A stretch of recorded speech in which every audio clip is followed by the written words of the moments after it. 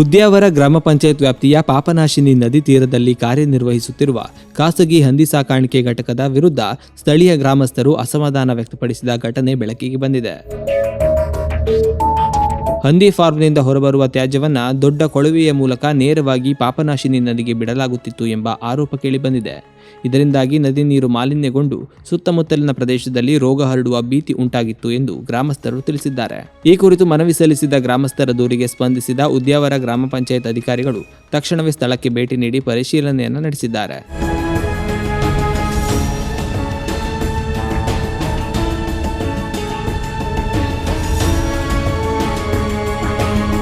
ಪರಿಸ್ಥಿತಿಯ ಗಂಭೀರತೆಯನ್ನು ಮನಗೊಂಡ ಅಧಿಕಾರಿಗಳು ಹಂದಿ ಫಾರ್ಮ್ ಮಾಲಕರನ್ನ ತರಾಟೆಗೆ ತೆಗೆದುಕೊಂಡು ಪರಿಸರಕ್ಕೆ ಹಾನಿಯಾಗದಂತೆ ತಕ್ಷಣ ಸೂಕ್ತ ಕ್ರಮ ಕೈಗೊಳ್ಳುವಂತೆ ಕಟ್ಟುನಿಟ್ಟಿನ ಸೂಚನೆಯನ್ನ ನೀಡಿದ್ದಾರೆ. ನಾವು ಗಮನಕ್ಕೆ ಬಂದ ಮೇಲೆ ನಾವು ಕೂಡ ಒಂದು ಕ್ರಮ ಕೈಗೊಂಡಿದ್ದೇವೆ. ಅವರಿಗೆ ಇಂಗು ಗುಂಡಿ ಮಾಡಿ ಅದಕ್ಕೆ ಬೇಕಾದದ್ದು ನಮ್ಮ ಪಂಚಾಯತಿಯಲ್ಲಿ ಸಿಗ್ತದೆ. ಅವರಿಗೆ ನೇರವಾಗಿ ನದಿಗೆ ಬಿಡ್ತಾರೆ. ಅದು ನೀರು ತುಂಬಾ ಕಲುಷಿತವಾಗಿದೆ. ಅಂದ್ರೆ ಇಲ್ಲಿ ಮೀನುಗಾರಿಕೆ ಎಲ್ಲ ಮಾಡ್ತಾರೆ, ಅವರಿಗೆ ಕೂಡ ತುಂಬಾ ಪ್ರಾಬ್ಲಮ್ ಆಗ್ತದೆ. ಅದು ಹೇಳಿದ್ದೇವೆ, ಈಗ ಆಯ್ತಂತ ಒಪ್ಪಿಕೊಂಡಿದ್ದಾರೆ. ಮತ್ತೆ ಇನ್ನೂ ಕೂಡ ಅವರು ನಾವು ಹೇಳಿದ ಮೇಲೆ ಕೂಡ ಕೇಳದಿದ್ರೆ ಮತ್ತೆ ನಾವು ಎಂತ ಕ್ರಮ ಕೈಗೊಳ್ತೇವೆ ಖಂಡಿತವಾಗಿ. ಅಧಿಕಾರಿಗಳ ಸೂಚನೆಗೆ ಸ್ಪಂದಿಸಿದ ಫಾರ್ಮ್ ಮಾಲಕರು ಇನ್ನು ಮುಂದೆ ತ್ಯಾಜ್ಯ ನೀರನ್ನ ನದಿಗೆ ಬಿಡದೆ ಸಮರ್ಪಕ ವಿಲೇವಾರಿ ವ್ಯವಸ್ಥೆ ಮಾಡುವುದಾಗಿ ಭರವಸೆ ನೀಡಿದ್ದಾರೆ. ನಮ್ಮದು ಮಾತ್ರ ಅಲ್ಲ, ಬೇರೆ ಎಲ್ಲ ಫಿಶ್ ಮಿಲ್ ಅದು ಕೂಡ ಡೈರೆಕ್ಟ್ ಆಗಿ ನದಿಗೆ ಬಿಡ್ತಾರೆ.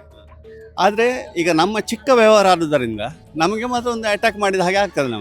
ನಮಗೆ ತುಂಬ ಪೇಯ್ನ್ ಆಗ್ತದೆ ಇದರಲ್ಲಿ. ಹೀಗೆ ಒಂದು ಸ್ವಲ್ಪ ಅದು ವೇಸ್ಟ್ ಮಾಡಲೇಬೇಕಲ್ಲ. ನಾವೀಗ ಮನೆಯಲ್ಲಿ ಕೂಡ ಅದು ಆಗ್ತಾರಲ್ಲ, ಸ್ವಲ್ಪ ಅದು ವೇಸ್ಟ್ ಇರ್ತಾರಲ್ಲ, ಆ ನೀರಲ್ಲಿ ಬಿಡಬೇಕು ನಾವು.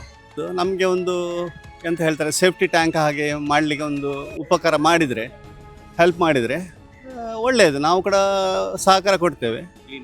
ಹೌದು, ಹಾಗೆಲ್ಲ ಮಾಡ್ಬೋದು. ನಾವು ಸಹಕಾರ ಅಂದರೆ ಒಬ್ಬರಿಗೆ ಮಾಡಲಿಕ್ಕೆ ಆಗೋದಿಲ್ಲ. ಅದು ಅಷ್ಟು ಸುಲಭ. ಇಷ್ಟು ನೀರು ಒಂದೇ ಸಲ ಅಂದರೆ ಅದು ಭೂಮಿಯೊಳಗೆ ಇಳಿಸಬೇಕಾದ್ರೆ ಅಷ್ಟು ಸುಲಭ ಇಲ್ಲ. ಅದು ವೈಜ್ಞಾನಿಕವಾಗಿ ನಾವು ವಿಶ್ಲೇಷಣೆ ಮಾಡಬೇಕಾದ ಅದರ ಬಗ್ಗೆ. ಯಾಕಂದರೆ ನಾವು ನಮ್ಮಲ್ಲಿ ಆದಷ್ಟು ಹೆಲ್ಪ್ ಮಾಡ್ತೇವೆ. ಅವರು ಕೂಡ ನಮಗೆ ಸ್ವಲ್ಪ ಸಹಕಾರ ಕೊಟ್ಟರೆ ನಾವು ಒಟ್ಟಿಗೆ ಹೋಗಿ ಇದಕ್ಕೆ ಪರಿಹಾರ ಹುಡುಕ್ಬೋದು.